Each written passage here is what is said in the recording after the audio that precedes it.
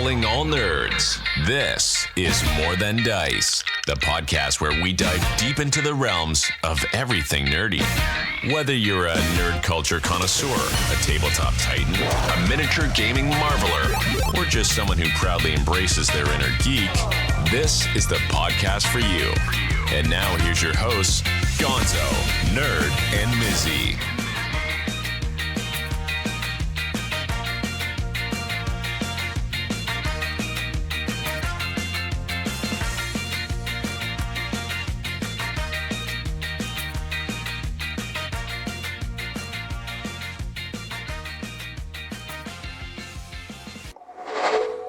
Welcome to another episode of More Than Dice. I'm Gonzo. I'm Mizzy. I'm Nessie. And you are Nessie. Nerd is off this week. She is on vacation, partying up somewhere. I think going to a wedding. I think is what it was. Wasn't sure. But she's doing out. things. She's doing the things. Yeah. So she is out, and so we decided to invite our good friend Nestor from Nessie Knows. If I can get one of my mods to give a good shout out to him on there. Hopefully it's still working.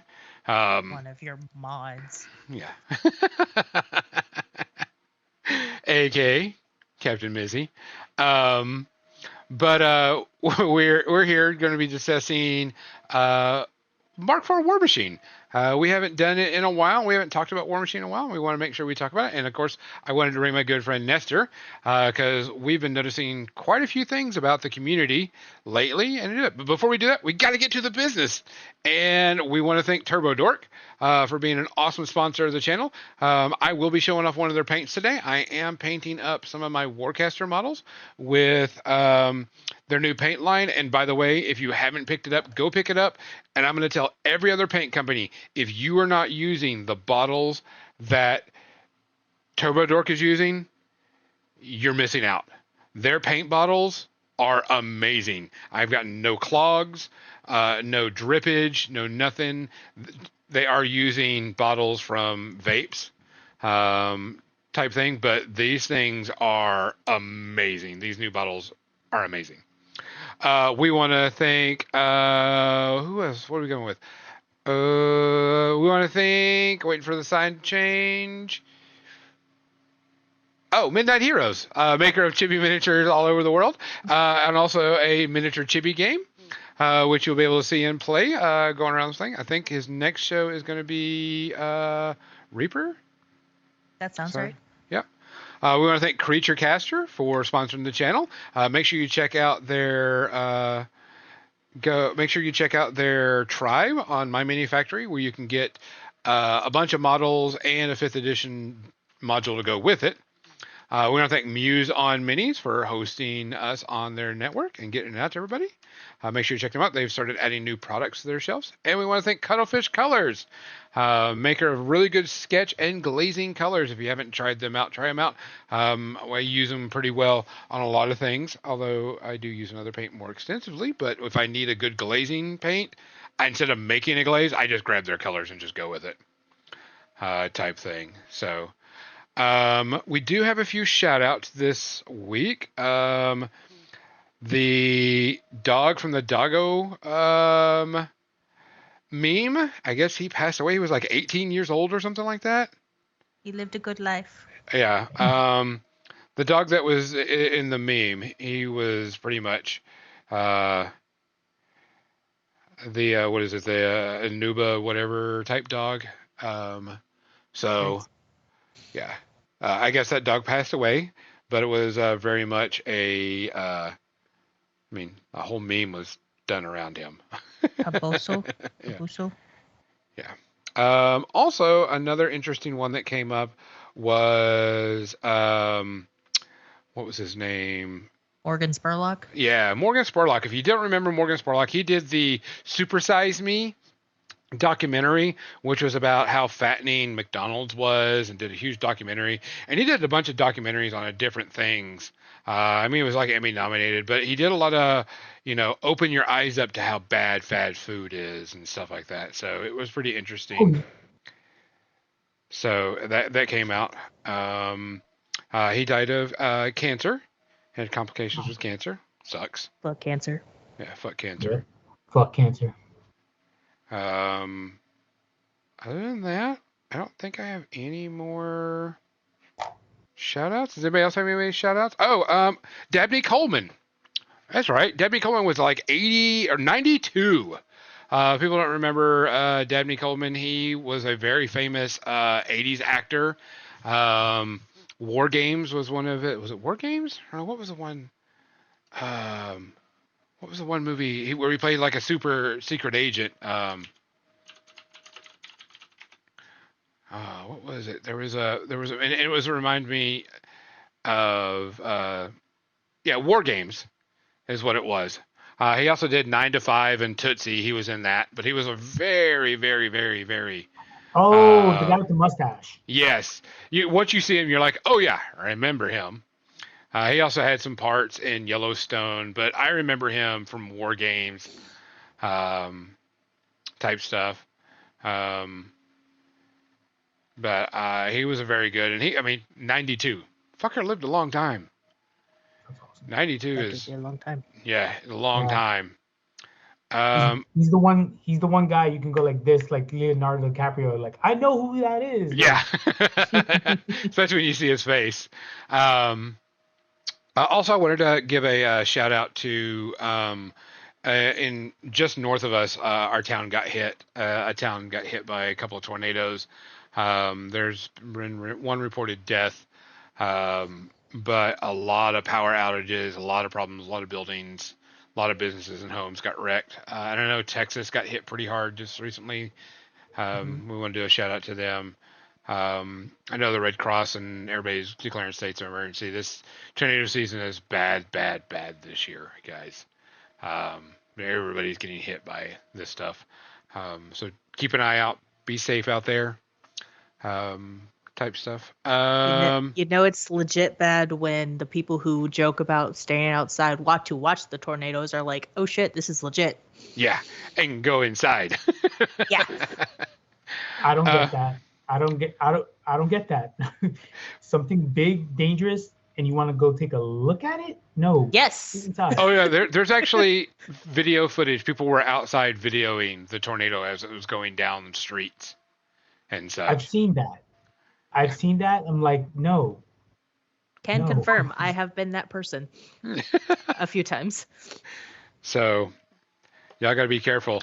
Let's get to the really, really, really, really important part of the podcast. What we're drinking tonight. Mizzy, what are you drinking? Water. Strawberry kiwi water.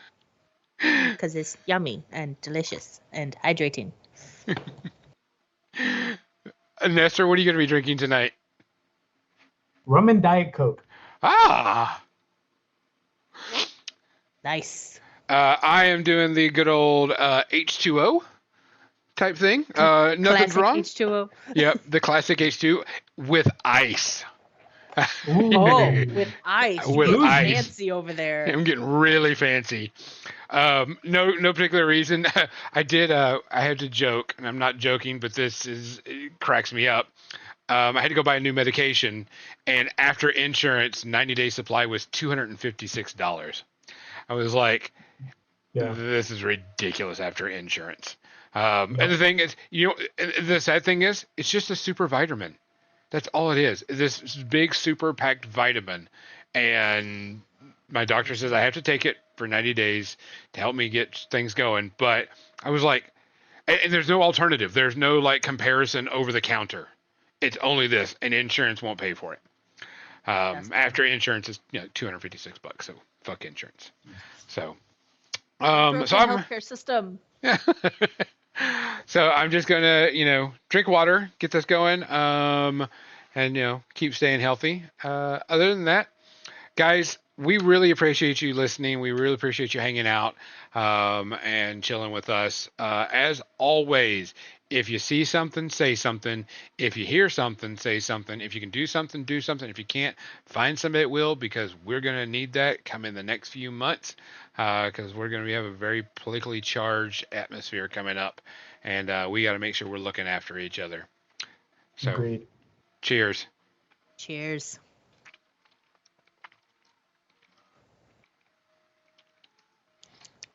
I can feel the coldness radiate through my body. because it's a Yeti cup. On top of it being a Yeti cup, it's got ice in it, so you know it's going to stay cold for like the next 75 years. Super, super good. I have my fancy Sally cup. And Nestor's got red Solo cup. I got a aluminum cup that keeps it cold. So It's the elevated red Solo cup. Elevated red Solo cup. We were drinking at work one time, and not at work, after work. Oh, okay. Just to clear that up. And we just were in the hotel room, the hotel downstairs. Everybody was like, "Hey, go get some cups," and we kept our cups. Nice. Same, Arta Michael, same. Yeah, everybody's done with summer It's already. ridiculous. Yep. So Mark IV, so we're going to talk about Warmachine. If you don't know what Warmachine is, of course, go to privateerpress.com, learn about it. And if you don't know what Warmachine is, I don't know why you're on the pod, listening to us right now, because that's, one of our main Because games. they want to learn, Gonzo. That's why.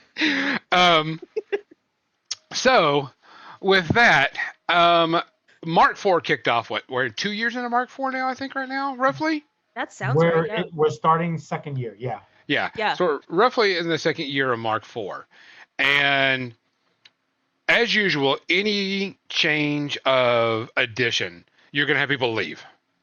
It doesn't matter. And this was a very big change for Privateer Press. Type of rules-wise, models, army building, everything. It was a complete change. And a lot of people got very hurt over it. And they can have that. There's nothing wrong with that. You can be upset with a game not, sticking to what you're used to. And so people kind of left. And then we're second year in. We got a bunch of Mark IV armies. Rules are pretty much solidified. There's, minor changes here and there that they have to tweak, which is good. Everything's done by the app. People are starting to come back. We're seeing a big resurgence of people coming back into the game.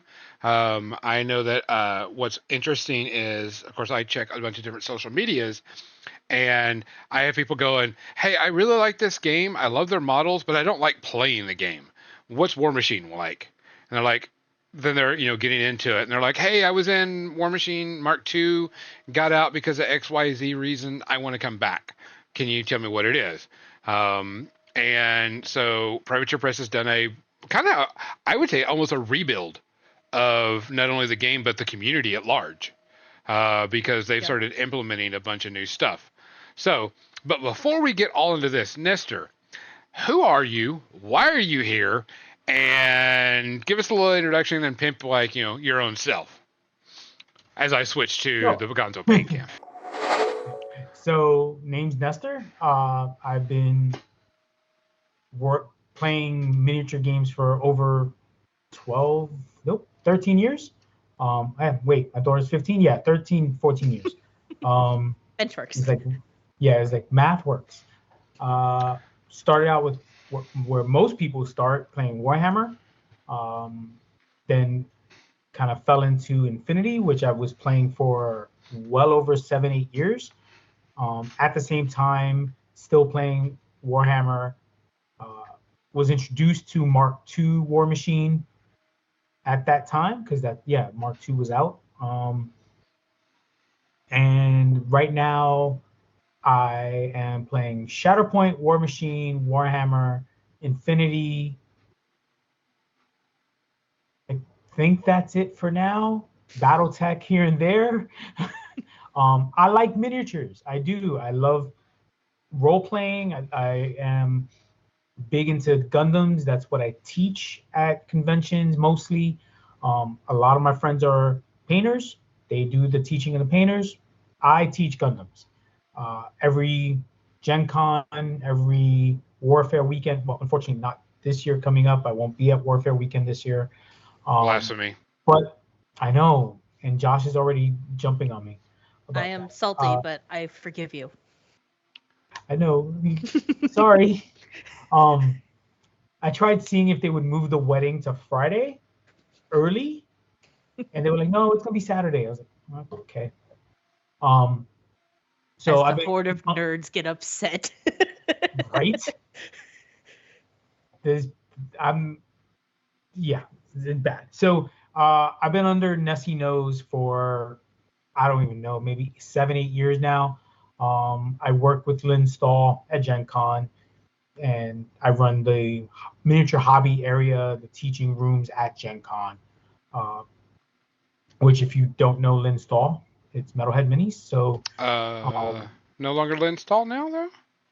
I can't. I Or keep Zek, saying that. Or I Jack. think. Yeah, or Jack. She'll always be Lynn Stahl to me. Oh no, I do Um, too. But I love teaching in general, and even demo games. I used to be a very big event organizer. I would run Infinity events in New York, New Jersey. I would travel and just for doing Infinity. But life changes, life moves on. And I've been really getting back into Warmachine because I have my forever opponent, Josh, who is a local here, and him and I play games. And I'm always like, dude, let's try this game. Let's try that game. Let's play this. Let's play that. But he's very big into Warmachine. Oh And yeah. he's huge. He's huge into Warmachine. He's probably one of the more better competitive players that I've known who isn't like he's not afraid to teach how to be more competitive. And he's starting to rebuild the community here because, like Gonzo had stated, people want to play the game because they're just either getting back into it and seeing the Mark IV armies, or they heard the Mark IV rules and they're interested in that and they want to play. So you can find me on Nessie Knows on Facebook. You can find me on Instagram, X, which I don't use often, TikTok. Yeah, Nessie Knows everywhere. If I don't have it, I don't need it. And if I need it, tell me. Reach out, tell me. So that's me in a nutshell.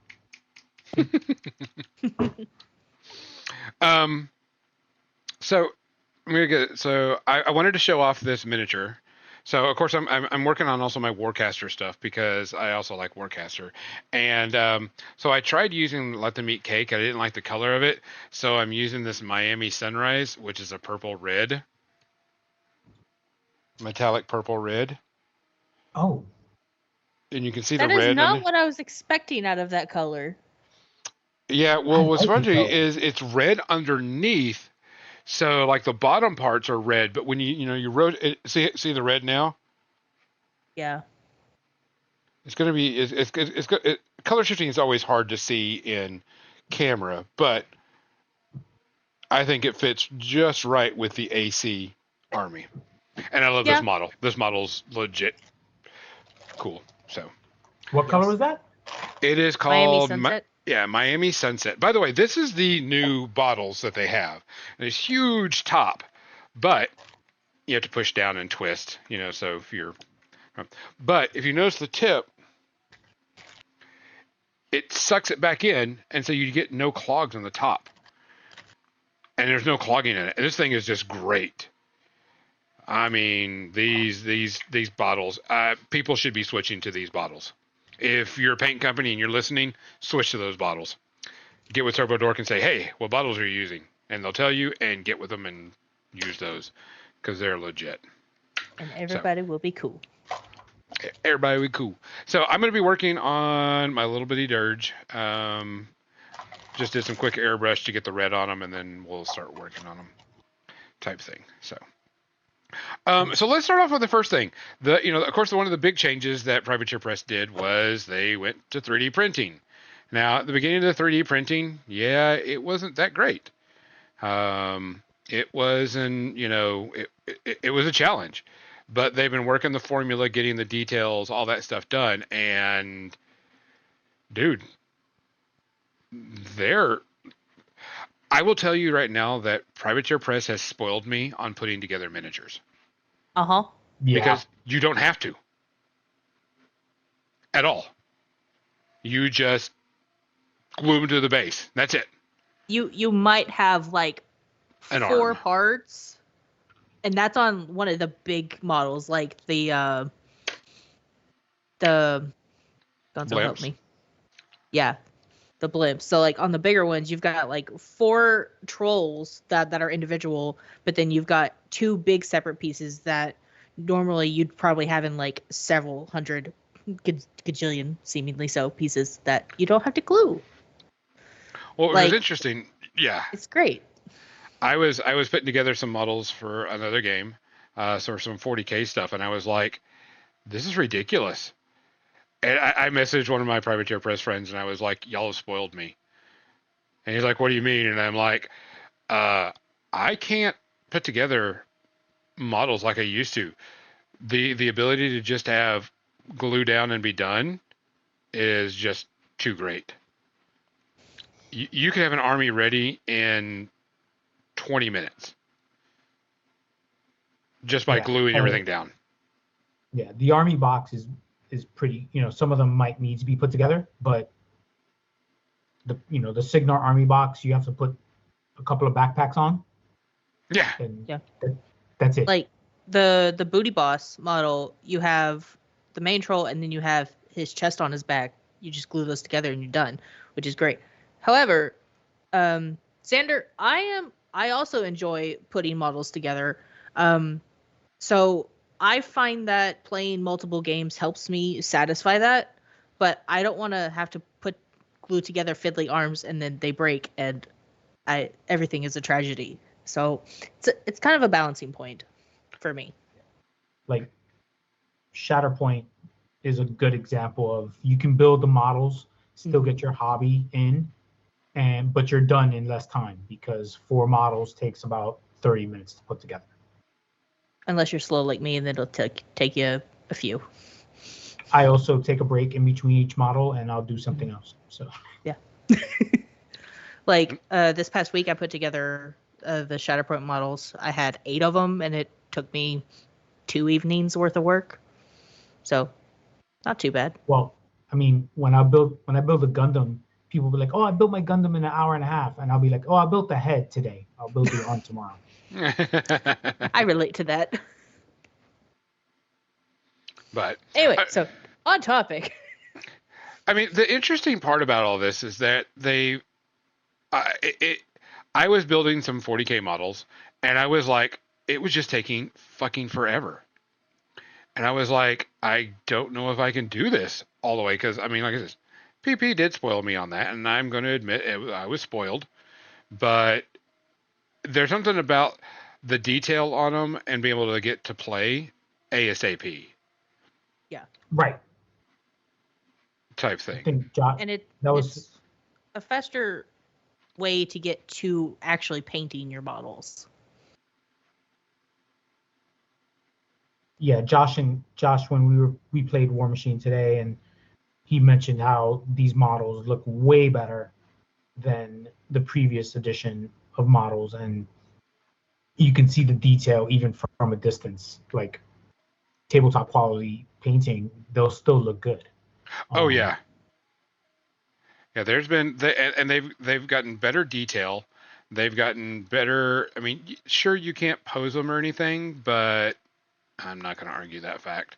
Their dynamic poses are really good anyway, right off the bat.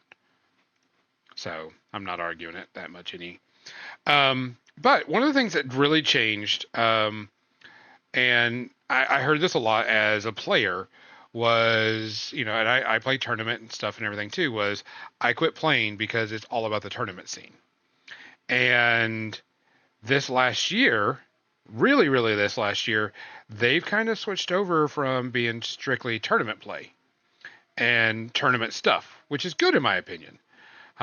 They've been implementing the Legendary Series is what it's called, where the events you play have an effect on the Warmachine world, which is kind of cool. And I think that's really good to, of course you got fluff that's in the app now, so that's easily, accessible.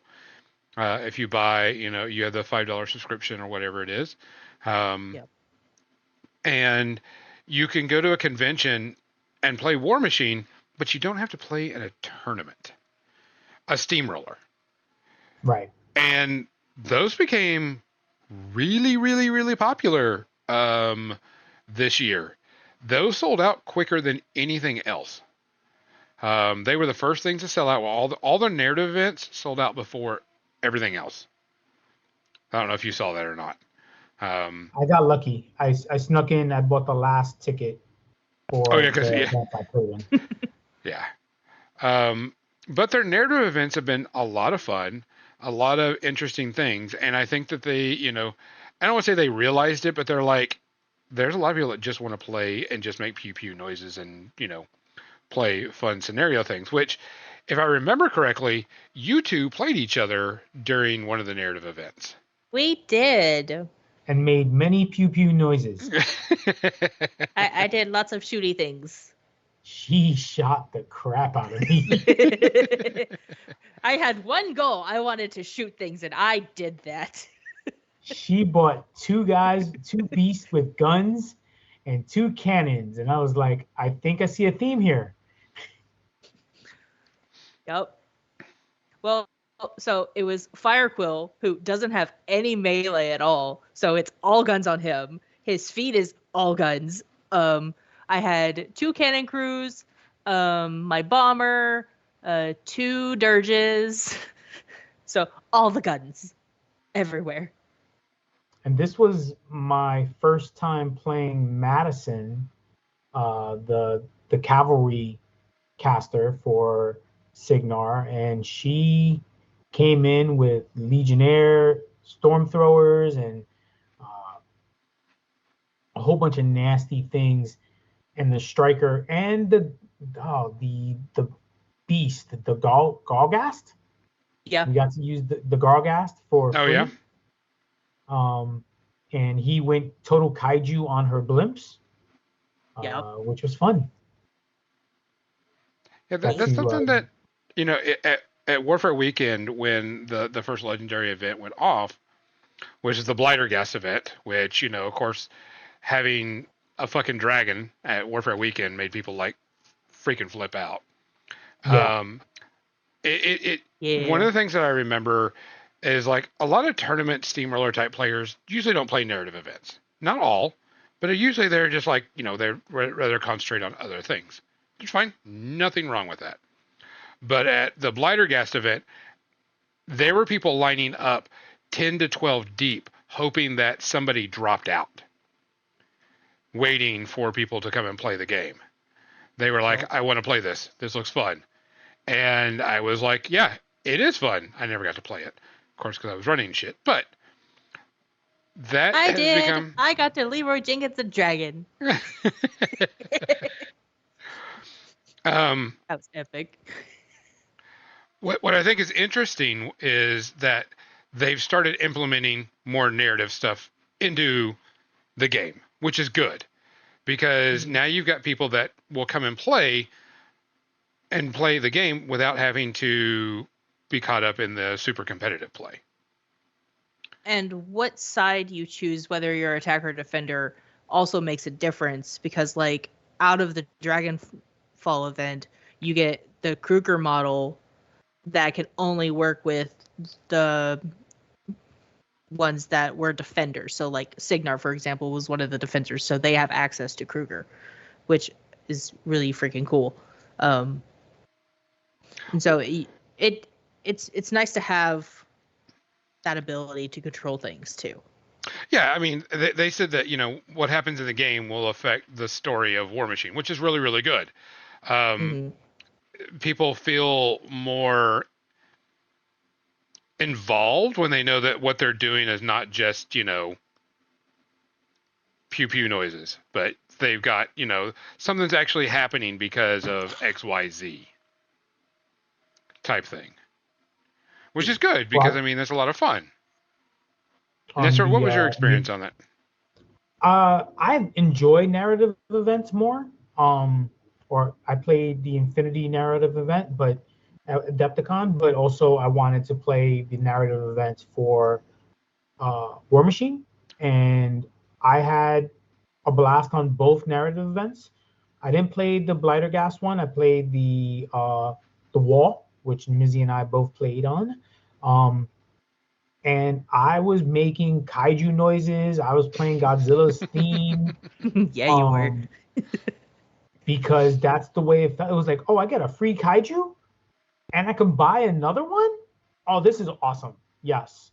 And Mizzy's like, I'm throwing the blimp at you. I was like, good, I'm gonna eat the blimp. And then she bought she can revive a blimp. So she revived another blimp and I ate that blimp too. But I wasn't going down without any without a no, fight. yeah, though. she wasn't. She prevented me from attacking the wall sooner than expected. And that was the thing. I was the attacker. I needed to destroy the wall. And I loved it. I love that concept. And Josh came back to New York, and he immediately has started writing a narrative event he wants to run at a convention in February. So I was like, wow, okay. And he had a blast. He played that same day. He played against Adam from the FT crew. Yep. And they were actually, most of the FT crew was there playing, the Fish Tits crew was there playing that same event with us. So it was a great time. And yeah. Unfortunately I won't be doing it at Gen Con, but Josh is going to play it at Gen Con, I think. So he'll tell me what the storyline happens on this one. I'm looking forward to see how the story progresses. Yeah, you'll have to give us a report because I need to know too. Yeah, a lot of people. So I played the narrative twice. Once as an attacker and once as a defender. Nice. And so I got to see both sides of it. And the interesting part is so I'm sitting there with Lauren, and then he says, if you want to use coins, just tell me what you want to do and do it in a narrative way. And I'm like, oh shit, do you just realize what you did to me? I've been GMing for how many years, and you say, go ahead and, be a narrative person. And so I actually got to bring in 3 Garlghasts, and have them attack. But I got blown off the board like crazy from Signar. And only thing that was left was Invictus without Magnus. They just said leave Invictus on the board in case you want to use them narratively. And Shadow Tongue. That was all I had on the board. And I said I want to use this amount of coins. This is what I want to do. And Lauren's like, and I described it. And Lauren's like, hell yes, do it. And the thing is I told her, I said, I want to have Shadowheart rip out his own heart, eat it, send his soul into Invictus to become Shadow Invictus, and let Invictus be a autonomous jack that generates D3 focus a turn. And let him just go rampaging off and do whatever. And they're like, shit, yeah, he's fully healed, go do it, and go have fun. And that's what I did. So for 2 rounds, Invictus was going around berserking, rampaging, just beating the crap out of everything he could, and was coming, and because the gate had 1 point on it. The gate had 1 single point, and I couldn't get that last point. And I was down to these few models. And so what was interesting is I kept on doing it, and we were down to like the last round. And I had like 7 or 8 coins. I was like, I want to spend all my coins. Yeah, I want to spend all my coins. I want to shut off my entire ports on all of them on the Warjack. Shut it so I'm making myself a boiler. And I want to rocket launch myself into the gate and blow the gate up so it does 1 point of damage. And I was like, and she goes, do it and show it to me, and do it, this whole thing. And I narrated it and everything else, and I jumped in and blew the gate up with 1 point. And everybody went apeshit over this. People were stopping their game just to watch this happening, and they were like, "This is fun as shit. This is cool."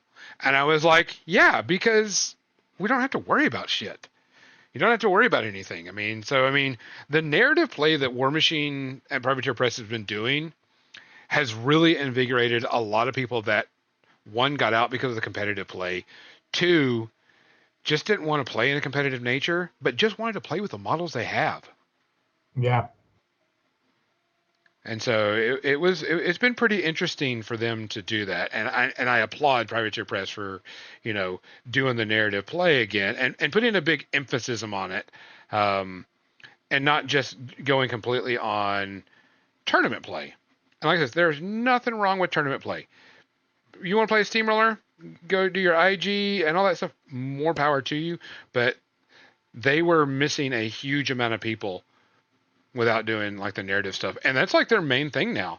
Like their narrative play sells out immediately when it goes on sale, which is good because that means you're getting people in buying and doing things and not just, hanging out.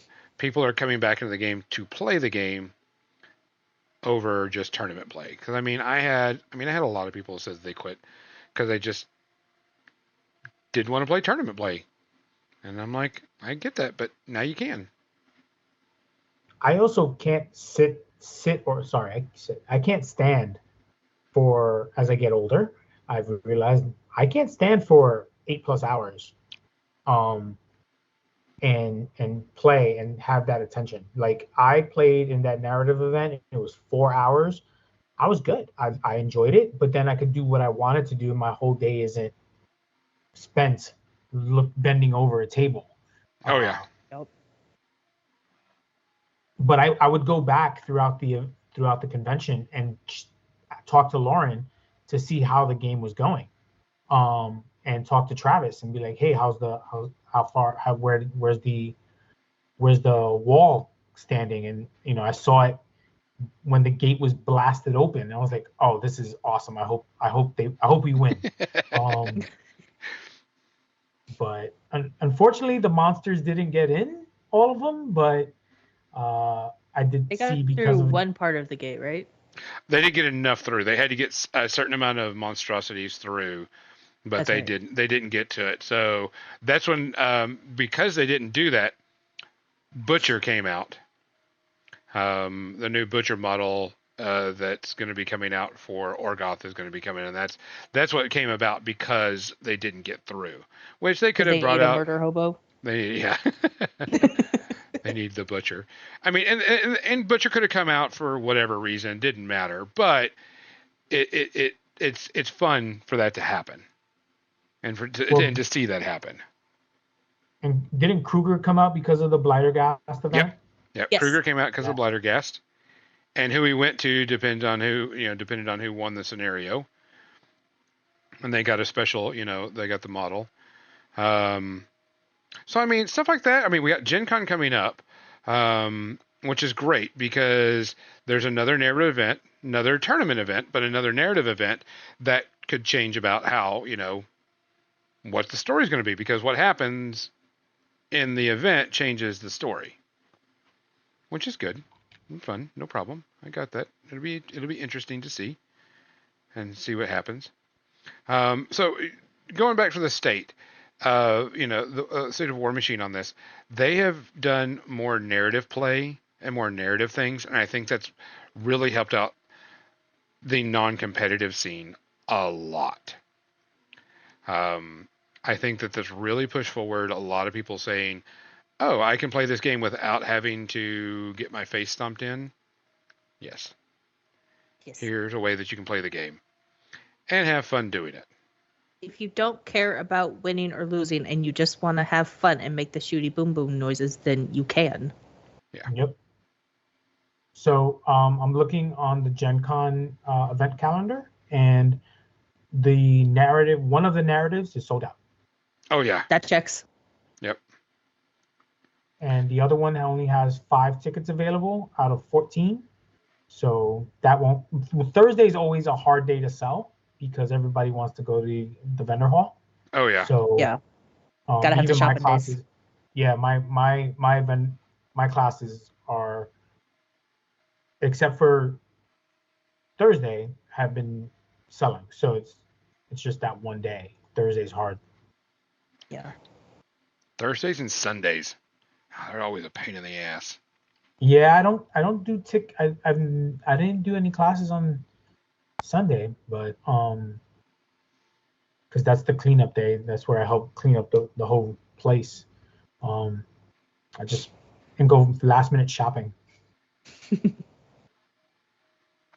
Sundays which are depending on what Privateer Press drops at Gen Con. Depends on how much money you're going to be spending. I already know I'm already getting Tales of Valiant by Kobold Press. Yep, the new RPG. Yep, the new, if that's at Gen Con, which it should. The book is coming out in July, so I was hoping to do the RPG at Gen Con, but my classes conflict.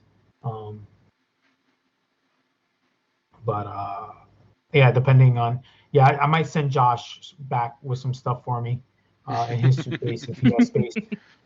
This will be his first Gen Con, so yeah. Okay. He's like, I won't see you because you'll be working. I was like, yeah, that's my working con. That's the one I work and I don't play in. But so he's been warned about how big this thing is, right? Like, he knows what he's signing up for? I warned him, but I've warned other people and they never take me seriously. So it's just come watch and see. Like, oh, okay. Um, but you could say that you have given fair warning. I have constantly told him. I have told others, I'm like, this convention gets up to 70,000 people visiting it in that weekend. It's Indianapolis's biggest event next to the Indy, what's it, Indy 4? The 500. Indy 500, yes. Numbers. Pepsi 400 is the other one. Indy 500.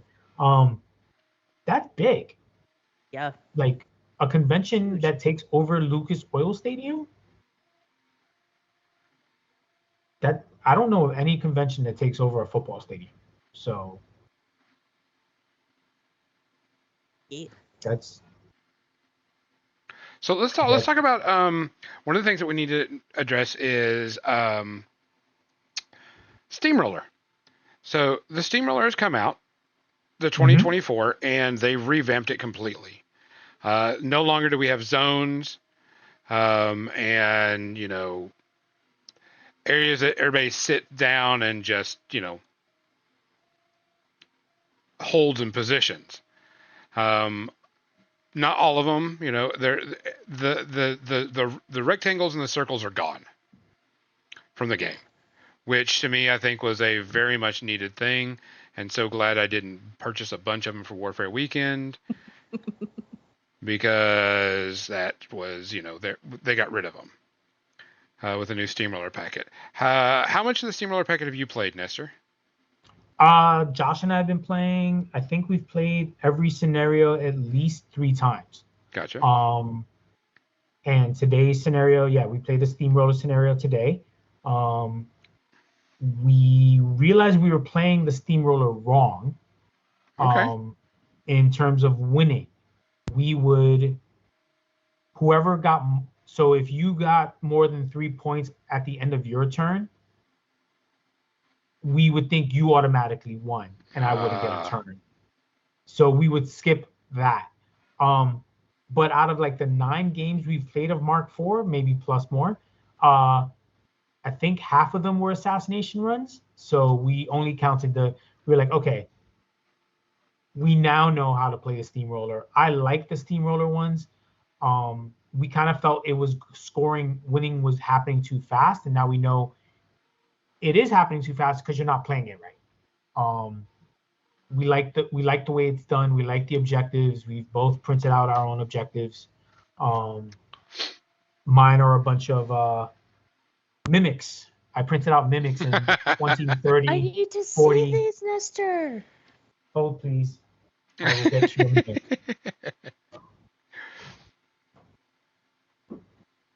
Must have the mimics. That's Mizzy's thing, and that's her. We have an emote for that. Yeah, so all my objectives are mimic based, which is hilarious for me. I traumatized my players with mimic once, and they hated it, and I love it.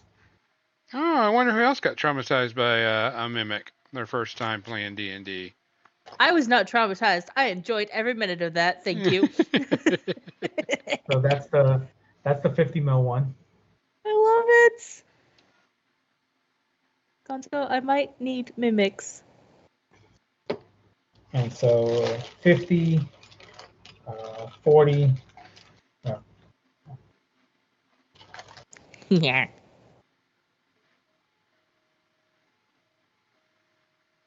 Those are great. And then the purple one for the 30. Those are great. They're like the Russian dolls. I kind of feel like the 50 opens up, the 40 comes out, the 40 opens up, the 40 comes out. Yes. And then the little baby one. So, you know, the interesting part about, the thing about the Steamroller packet is not only is, it's all new scenarios, all new ways to play. There's no zones. It's all objective based, and objectives move and everything. But the tables are different. At first, a lot of people were, I wouldn't say a lot, a decent amount of people were very against 3D terrain. When Privateer Press was like, you need to have 3D terrain. Put 3D terrain on the table. Put 3D terrain on the table. And, Privateer Press started bringing out, 3D models, 3D terrain stuff, the bunker and the tower and stuff. And so recently, a lot of the community has been really embracing 3D tables and a lot more terrain on the table too. I mean, I remember you would have like 7 pieces of terrain, if that. And it was all the flat and it was the flat 2D terrain. And now it's like what, 12 to 14? Yeah. Yeah, it's pretty dense. It's a pretty dense table. Not infinity dense, but that's a different story. Infinity's on a whole other level. that's the that denseness with Infinity. It's like 75 to 80% of the table is terrain, covered in terrain, but I love it. And because of that, watching Warmachine get played on flat with no terrain, saying, "Oh, that's a hill." I'm very tactile. Yeah, I need to see what I'm playing. Oh, that's a hill. Yeah, you need that flat. visual. Right, I need that visual love. So it's I love the new terrain love that the community has for it. I print out my terrain for it. I have a dwarf building. I have a whole bunch of steampunk buildings. Printed out lava pools and such because I love that concept of I want to see, oh, that's a lava pool. I'm not going into that because it's lava. and it looks like lava. It's not just actual lava. Yeah. It actually looks like lava and actually is lava, and it's not just a mouse pad that has red on it. Right. That says lava on it. Like, no, I enjoy the new love, like seeing the Warmachine tables at Adepticon filled with 3D terrain was great. Every table had a bunker for the narrative event. Whether it was used or not is a different story, but like they had the Orgoth stuff, which was very impressive just seeing it, and they printed it out and they gave everyone the little objectives, the Orgoth, which were printed out as well, which was awesome. Yeah, the terrain going to 3D printing, or are people 3D printing their tables and doing 3D terrain now? I took my 4 tables to a convention that Mizzy and I went to, and we had some people stopping by going, "What is this?" Like, "This is Warmachine." They're like, "No, it's not. Warmachine's played on mousepad terrain." I'm like, "Nope, this is Warmachine the way it's supposed to be played." We've elevated ourselves. And it gets more people interested in it. I mean, you get people more interested in a game when it's visually appealing. Yeah, they mentioned that on one of the Privateer Press podcast. Primecast? Primecast, yes. We can do where they were talking about Booker Brawl because they shouted out Gonzo for his awesome idea of print your terrain. And I'm like, he printed, and he's still printing now. The moment he got home, he's been printing more stuff for next Warfare weekend. And I love it. I love the idea of printing. I have 2 tables for Warmachine printed out. and I'm sure you get your friends together, because I don't know anyone now. I can't count less than 5 people who have 3D printers. Like, Oh yeah. And if you don't have a 3D printer, you know someone who does. right, right. You can reach out, and I have two going on 3, possibly 4. Well, the interesting part was, Seth called me when he did after that. He called me and was like, "Hey, I gave a shout out to you on there for all the 3D terrain thing," and I was like, and the thing is all of the stuff that I find for 3D printing, for that I've used for Warfare Weekend or I used for most of the tables, except for the 4 that I just printed, I found for free. Yeah. I found all the STLs for free, and so it's out there. So if you have a 3D printer, and if you need advice on the table terrain, reach out, because everybody's got, here's the STLs I've got, and 90% of them are free STLs on like Thingiverse or whatever.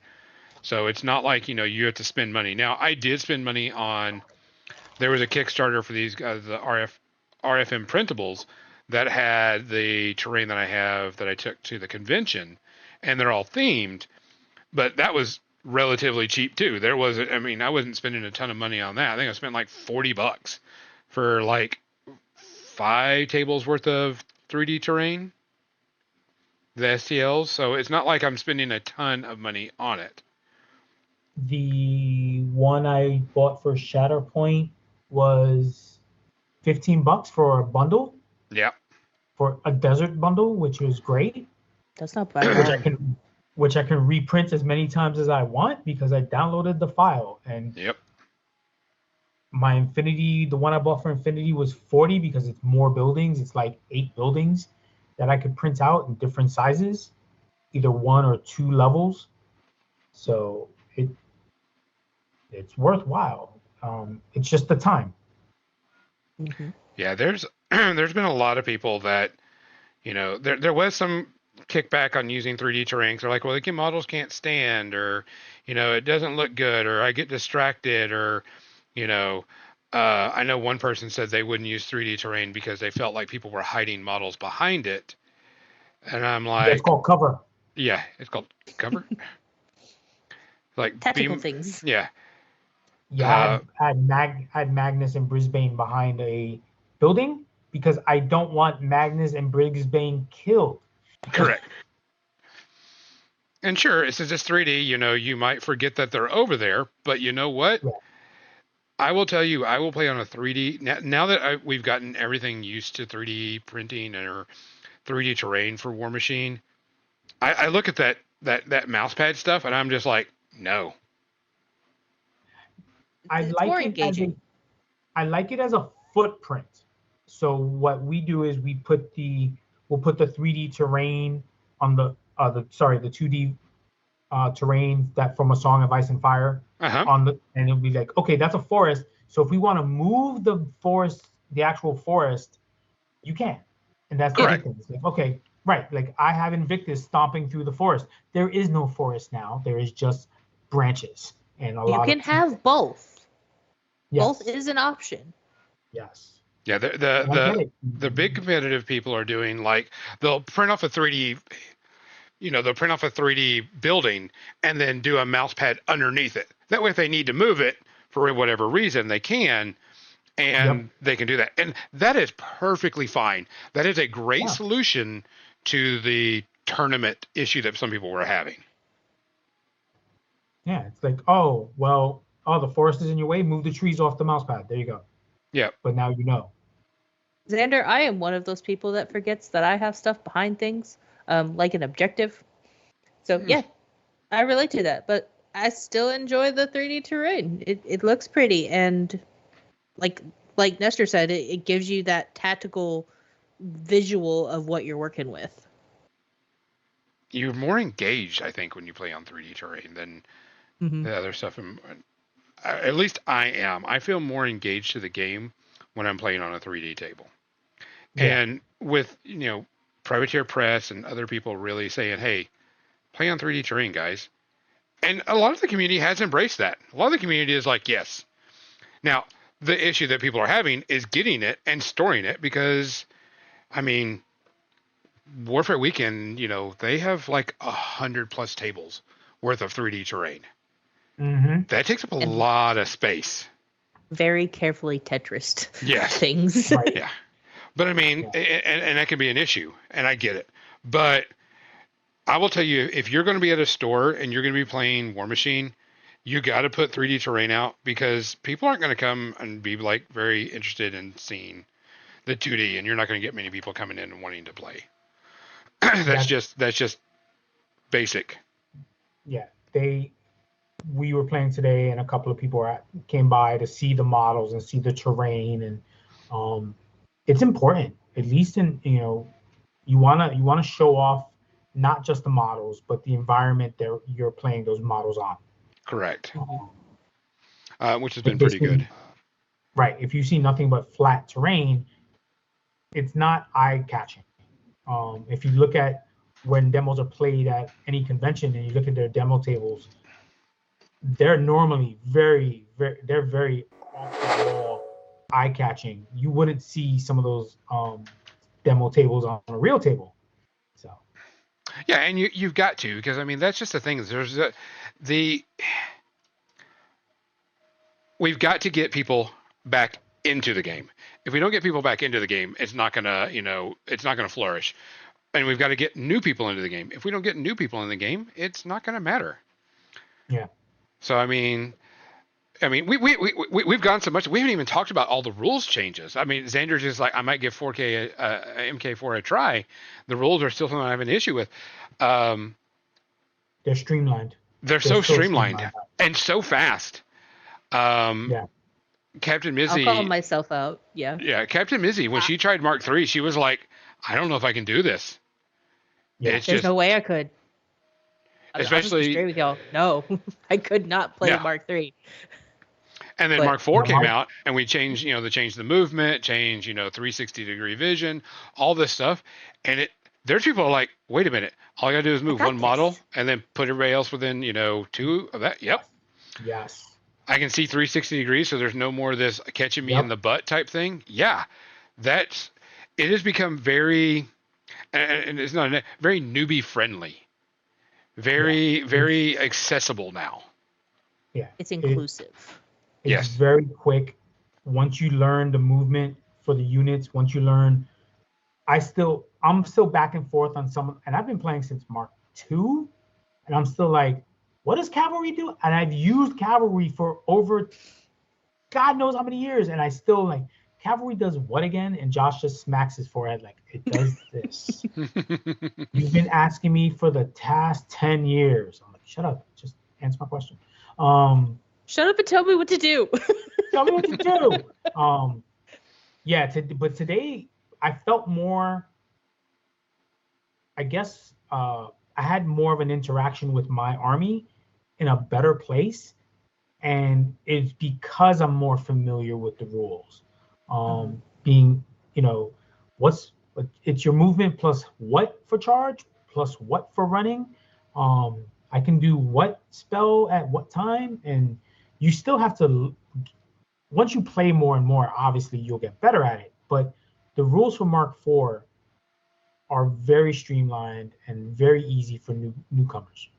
And it does have a lower model count so that you don't have a whole heap of rules to keep up with. You can fine tune it how you need to, so that with mine, it is the minimum amount of models that I can get away with that I want to use to accomplish what I want. Back when I was playing Grimkin, I had 63 models and generating 2D3 models a turn, every turn. And I was like, people were pissed at me. They were like, fuck this army. And I'm like, yeah, well, that's part of the game. Shadow Sword brings up. How about that free strike, Gonzo? Shadow Sword brings up a really good point. The game plays well at 30 and 50 points. And at 75, to 75 is still not a lot of models. When you get to 100 points, you're putting in a lot of models. But at 30 and 50, the game still plays good. It's not like I'm just using 3 models. you still get a fulfilling play out of 30, 50, 75, and 100. It's just, I know a lot of people are tournament wants to be 100 points because you get to use all your bags of tricks, but there's been a lot of people that are just getting the game. They can't afford to purchase 100 points worth of models, and Right. so they're like 75 points, and that's been, like the last year has been 75 points, which is great, because That's I know, what we played. yeah, I like What we 75 point out of 100 because I get to make really hard choices in my list, but I mean it's all personal preference type thing, and uh, I like that you can play at any point level and still like you're having a game. So if if you've got two brand new people, each one of them buys the new box, they can play right then and there and have a fulfilling experience. It's not going to be, oh, I can't play yet because I have to buy, another 50 points. My 75-point list was 16 models. Yeah. Yeah. And You, I so mean, it's you quick get, to paint, oh yeah. quick to paint, mostly quick to build because Signar, most of that stuff you still have to build. But not a lot of it. Like I said, it was mostly backpacks and the halberds or do some repairs because it is resin. It does happen. Gotta be patient. But Josh's models, I think he had maybe 21, 22. And you did pay 20 points for two models out of your 75. Yes, and Brisbane and the other one were 11. So I'm getting a very all three Warcasters had one Warjack with them at all costs.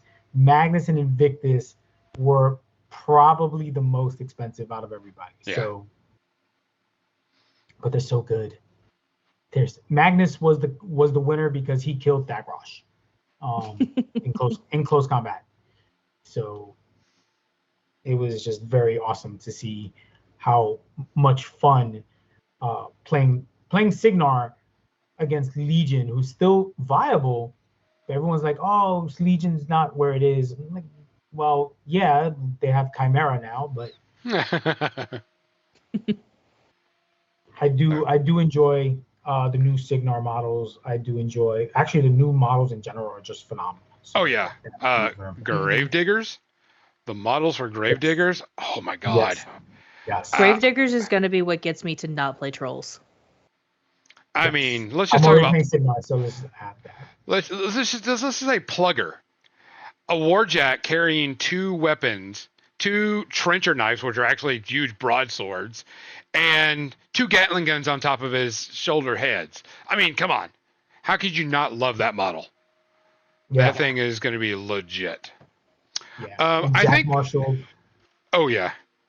Which hopefully we'll find some rules on that pretty soon, and everything. But right now, I think the new Warmachine coming out, we're in a big swing. I've seen a lot of people on different social media saying, "Hey, I used to play during this time," or I no longer like playing this game. I want to come and try this game out, type thing. I had two people I know. They're like, I really like the models in this game, but I can't stand the rules. The rules are boring. It's just like two turtles fucking. And I'm like, here, come over to Warmachine, and we'll show you we'll do the demo, and we'll talk about combos and stuff like that. And they're like, this was fun to play, and the models are really cool. So I think we're on an upswing. I think we just need to keep the momentum going, keep doing tournaments, keep accepting people into it. When you've got a tournament, be very accepting to people coming in, keep doing narrative play, let people play stuff they want to play, keep bringing people in. Don't be a dick. That's just basic. Basic. Don't be a dick. And that's my religion. Don't be a dick. Keep having fun. Bring people in. If they don't want to play tournament play and you're used to being a tournament player, fuck being a tournament player for one night. Because you'll bring that person in and they'll want to play more. Yes. So. We're getting the converts. Yes, we need more people. Xander, the Hunter chassis, the new Mark IV Signar has a light jack that can do the Hunter armor piercing. The Courser? and it comes with an armor-piercing railgun, which I love very much. So Nice.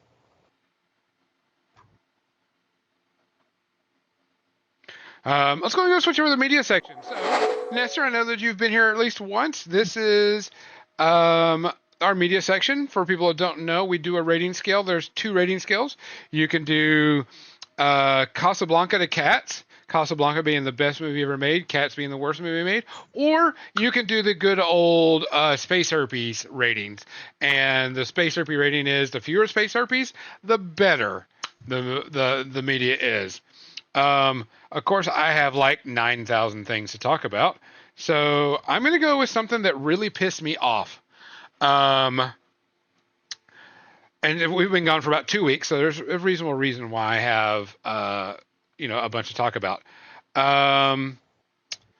Madam Web. Madam Web is a Sony Marvel movie about the character Madam Web. And it was supposed to be in the universe of Venom, and it was supposed to be Sony's like little kind of branch into, getting, I wouldn't say their MCU, but, getting more of the Sony universe out there. This movie fucking sucked. This movie was incredibly bad. It set back female superhero movies by like 20 years. Bad. That's bullshit, man. The scenes that were supposed to be serious or really cool, I was laughing. I was laughing because it was so bad. This movie was horrendous. The special effects were fine. The characters were not good. You didn't give a shit about any of the characters. You didn't care about any of the story. You didn't care. This person was supposed to be the main bad guy. Was supposed to be this super powered, could fight and do all these really cool tricks. He couldn't take out 4 teenage girls. He just couldn't take out 4 teenage girls that had no superpowers. They were just 16-year-old girls. Xander was talking about the anti-woke people and about how this movie was supposed to be woke. No, I went in this mindset that if this is going to be about, because it's a female superhero, this is the problem. I was going to be pissed. And I went in there going, hopefully this is good, because Madam Web in the cartoon and the comic book is a really cool character. Yeah. And I'm watching this, and holy fuck, was it bad? And I found out the reason why it was bad. The people that wrote Madam Web wrote Morbius. The exact same team. Okay. The exact same team. And that answers everybody's questions. Yeah. Because I looked it up. To be fair, it gave us a Matt Smith dance scene. So. Yeah. But this was bad. I have not seen a horrible superhero movie. I think it was even worse than Morbius, in my opinion. Because I was literally laughing at some of the scenes. Like, this is this bad? It was horrible. I was so upset with it. I was so... Like, this is so bad. This is not as bad as Cats, but this gets like a 4.5 to a 4.5 space herpes. This was... Is it almost horrible? Cats? Wow. It's almost Cats. Save your time. Don't watch it. It's the superhero powers are horrible. There was so much rewinding of scenes and stuff. You just save your time. Don't watch it, please. I took one for the team. Don't take it. Don't do it. Don't do it at all. No. Don't waste your time. Just like if you could block that on Netflix, block it. Dislike, downvote. No. Yeah. Take it off. Yeah, it was bad. And you didn't even see it. Like, you just give it the automatic no, go away. Yeah. Yes. Yeah, you don't even watch it. You just put no, thumbs down. You just said no. So, Nestor, what's your first media? So this Friday I actually saw the Ministry of Ungentlemanly Warfare. No spoilers, but I have not heard Ritchie, this. So directed by Guy Ritchie, which if you know Guy Ritchie, he did Lock, Stock, and Two Smoking Barrels, mm-hmm. Snatch, both Sherlock Holmes movies, King Arthur, The Man from Uncle, Aladdin. I did not know he did Aladdin. I didn't know you did Aladdin. But I love Guy Ritchie movies, and my bestie came over Friday, which we haven't seen each other since October. So she was like, I want to see Guy Ritchie movie, and let's watch this movie. And it was a lot of fun. It's based on a true story. It's got some surprising cameos that make you think about other supposed authors and who they based their characters on, because this was a real base. Now, of course, media liberty being very liberal on like the whole story, but a certain British author based his certain character on one of the main stars in this movie. It's got Henry Cavill, Alan Richardson, a whole bunch of other actors and actresses that are just phenomenal. So I would, let's see. So it's not Cats. It's Casablanca. Casablanca is a classic. So I would probably rate it. You can go with Space Herpes. I'm giving 0.5 Space Herpes because it didn't have anything really bad, but there could be room for better. So yeah, 0.5. Okay. It was good movie. Highly recommend. Mizzy? I made Erica watch a Studio Ghibli movie because she needs to watch all of them, and especially this one. So we watched Kiki's Delivery Service. She's never seen Kiki's? No, man, I was just as surprised as you were. Like that should be like her thing, right? Yeah, like Kiki and what's the other one with the Howl's Moving Castle? She has seen Howl's Moving Castle and she's seen Spirited Away. So we started with Kiki's Delivery Service because Kiki and Gigi is such a sassy little kitty, and I relate to Gigi on a spiritual level. Totoro is on the list to watch, Xander, so we'll get there. I ran out of time today. But yeah, I absolutely love this story. I love everything about it. It's Studio Ghibli, so you cannot go wrong there. I give it 0 Space Herpes because I fucking love this movie so much. And the joy that was on her face when we were watching it just makes everything perfect. Gonzo? 1 second. Next one. Let's go with something just came out too. Dune Part 2 just hit HBO Max. Dune Part 1 was a fine movie. Very artsy, very fun, very interesting. Closer to the book than the original movie, from what I understand. So I was looking forward to Part 2. So Part 2 came on. I'm like, I'll watch it, get into it. Very artsy also, but it wasn't boring. It felt faster than the first one, even though it was, almost 3 hours long. I didn't feel like there was a lot of over redundant of the art stuff. I was more into this than, than the last one. Special effects, amazing, fun, good. No problem about the special effects.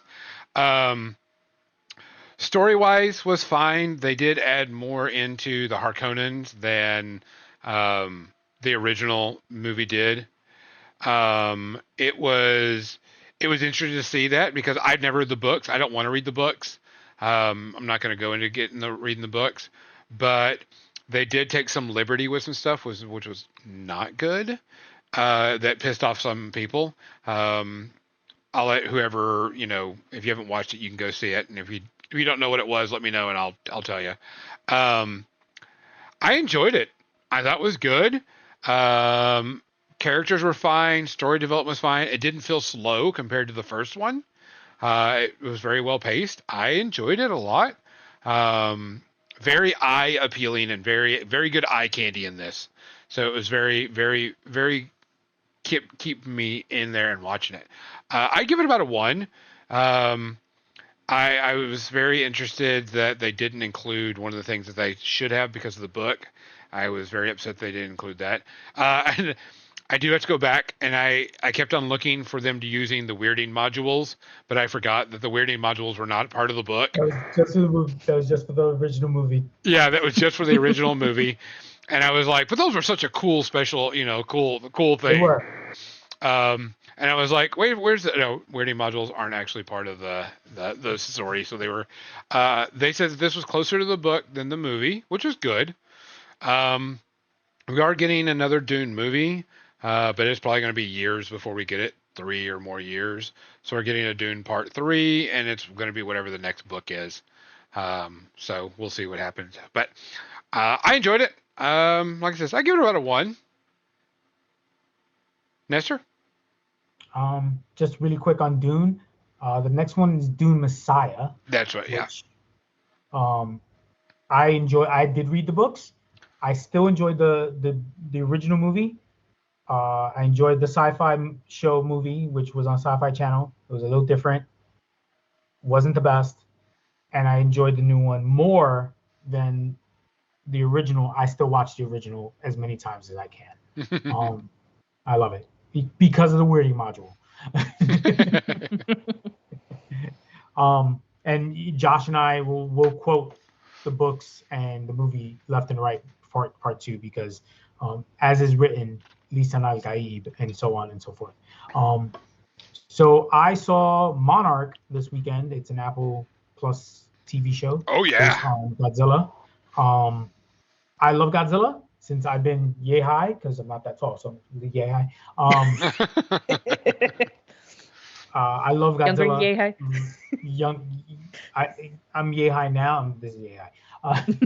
But seeing Monarch based on the 2014 Godzilla by Legendary, and it's in between 2014 Godzilla and I believe 2016 Legendary Godzilla King of Monsters. So it takes place, reveals some stuff how Monarch happens. And I binged it last night and I finished the last episode. It's 10 episodes, which I enjoyed very much. It was 10 episodes. I binged 9 episodes while I'm working on this printer and finished it this morning. And I was like, this was worth it because I left myself at a cliffhanger. Because at the end of the 9th episode, you're just like, oh, and I was like, it's 1 o'clock in the morning. I should go to sleep. And I'm like fighting with myself. So I enjoyed it. I'm hoping season 2 does come out. The end of the 10th episode, the season finale, shows another kaiju favorite of mine. So I was very happy. Titan, sorry, they're called Titans in the Legendary universe. So out of the Space Harpies, I'll give it a 1. I'll give it a 1.5 because there was some things where I'm just like, okay, but where does this lead into this, and how does this lead into this? So there's still a little open-ended questions, but it answers a lot of questions of what happened and why Monarch got revealed in 2016, how the government and the world knew about them, and why they were being questioned. So a very good show. Oh yeah, I watched it too, and I loved it. It got renewed, so we're gonna see what happens next. Awesome. Yes, that last scene at the end of that episode 10 was. I'm a fan of that little Titan right there. So, Mizzy? Well, we have Our Neighbor Totoro on the list of things. However, when we got done with shopping, we were like, let's watch this movie first, and then if we have time, then we'll do it. So we decided to go with Zootopia. Okay. Love Zootopia. It's a fun little movie. I've seen it before. She had not, and she's like, "What took me so long to, watch this? Because it's adorable and I love it." And I'm like, "Yeah, it has otters in it. What took you so long to watch it?" It's called Erica. Yes, we know, but we love her. But yeah, it's a cute, fun little movie. If you haven't watched it. It's good for kids. It's good for adults who are kids, such as myself, when you just need to chill and have just a brain rest. But the sloths are great. Flash. What's funny is when I saw the first trailer for that in the theaters, and the trailer was Flash, his scene, Yep. and I laughed so fucking loud at that, and I was like, "Holy shit, that was How appropriate. done." Yeah, it was done. It was delivered just right when all the facial expressions they did. Yes. Yeah, very much so. So I'm gonna give it a 0.5. Nice. Yeah, Because it's a I like it. It's fun. It's a good flick. Yeah. Gonzo? So I finally finished a TV show that I've been watching. It was originally on Stars and got moved to Netflix because Netflix is buying everything right now. Everything, yeah. Yeah, they're buying everything. And so I watched Black Sails.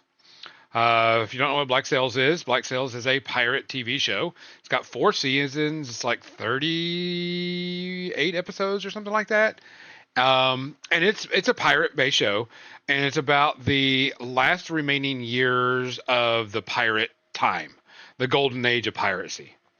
And it does have fictional characters, but it does have some real-world characters. And so I had to look up as I'm watching. I'm like, is this a real-world character, or was this one they made up?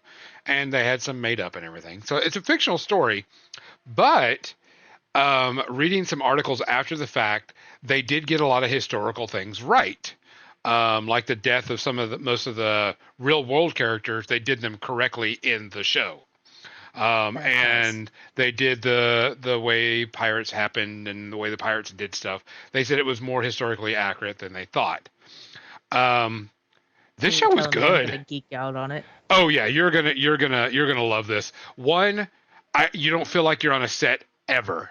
Everything feels like it's out in the open, or there's no green screen. Everything feels like it's filmed on location.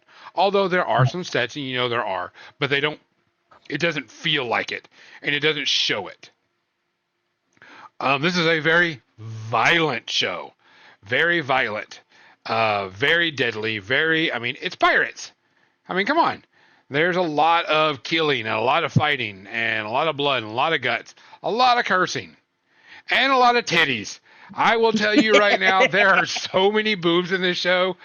Someone at work, somebody was asking, what are you watching? And I was like, I told them I'm watching Black Sails, and they're like, what is it? It's like pirate shows. Oh, I like pirate shows, and it's one of my personal ones. I says, well, this is a pretty rated R, and he goes, what do you mean? He goes, do you like pirates? Yes.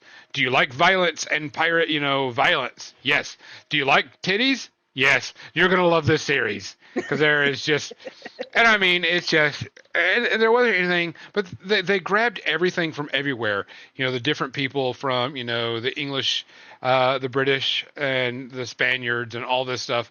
And it was just a really good story. Really good acting, really good costuming, really good sets and locations. Very much a great pirate TV show. I'm glad it got an ending, which is good. I don't know if it was getting canceled or that was supposed to be the ending, but the ending is a little bit. You have to read into a couple little things, but you kind of feel it. But the characters were great. You're like, that guy's a dick. And then that guy's an asshole. And you're like, you like them because they played their characters so well. It was really, really good. I highly recommend it. If you like pirate movies, you like pirate TV shows, and you want to see some good acting, just be prepared. There are some pretty bloody, gory scenes. Then there's boobs all through this. I'm talking boobs all through this, and there's some lines in there that I just had to pause and I just started laughing my ass off. They were saying, I was like, holy shit. But I give this like a 0.5 because there was a few episodes that were kind of like you could tell they're building up to something, and it was just like okay, but I enjoyed it immensely. I liked it a lot, so 0.5 for me. Nestor, you got anything else? I got one more. I'm a classic horror fan and buff, so I was watching Return of the Living Dead. Oh my gosh. Okay. It was on a streaming service. I was like, I think I've seen it like 80 times. It's just it's so bad. It's horrible. but it's a classic zombie flick. Oh, I yeah. love zombies.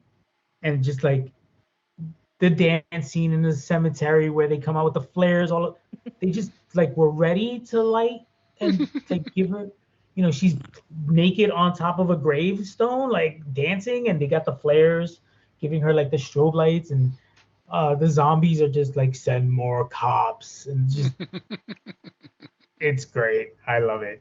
But it's horrible, horrible. But it's not five. It's not 5 herpes. It's 3 herpes. 3 space herpes. It's so bad, Which, it's good, is what I'm yes, hearing. So which, it's another. yes. It's Spaceballs. It's Spaceballs and Ice Pirates, like that type of. Mizzy hates ice pirates. I hate ice pirates. I am. Yeah, no. Which, when you said space herpes, I immediately was like ice pirates. Well, yeah, because that's what it is. Yep. And so, because of the whole space herpes thing, I went and watched Ice Pirates, and that is the most wasted hour and a half of my life that I will never get back, and I am mad about it. But I love Spaceballs. It was the holodeck before we had the holodeck. That's the scene I want to recreate in the future for myself. I'm sorry, my millennial ass is spoiled, okay? It's Robert Urich, like in an open shirt. You like pirates, and it's Robert Urich. Like,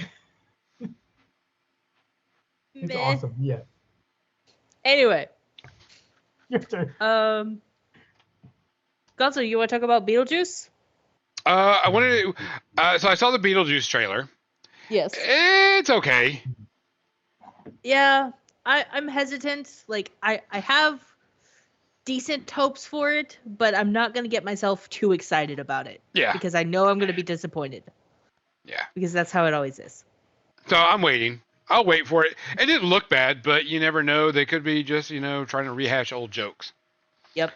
I did want to talk about, since we only got about like 3 minutes left, I did watch all of the new season of Bridgerton. Bridgerton is my guilty pleasure. I love period pieces, and I love aristocrat, snobby rich people during that time frame, because they are so snobby richy and so things. But it's, it's good stuff. Plus, I like some of the characters in this one.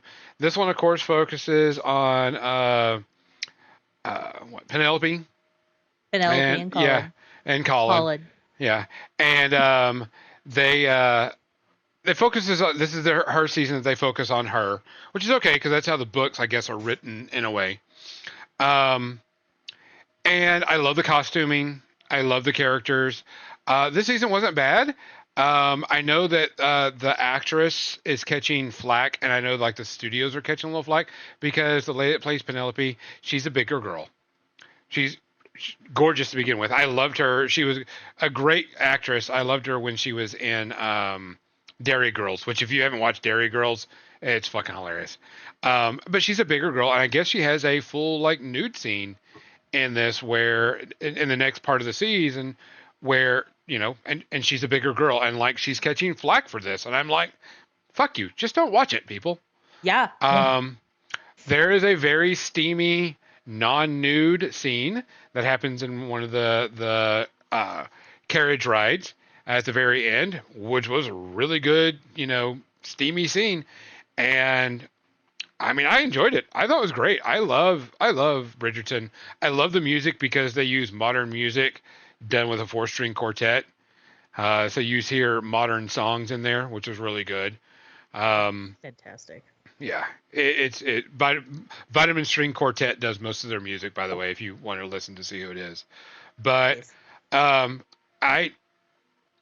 like it. I thought it was great. I would probably give it maybe a 1.5 because there's only so much you can do and push this along before it gets kind of redundant.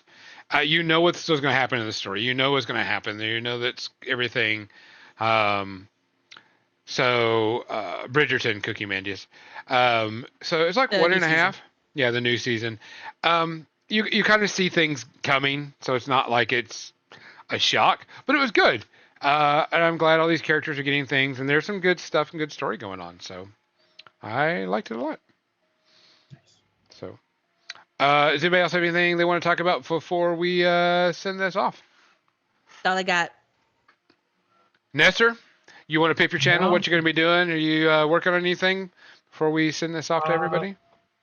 So right now I'm going to be working on some Troll Bloods for just Mark IV because Troll Bloods are awesome.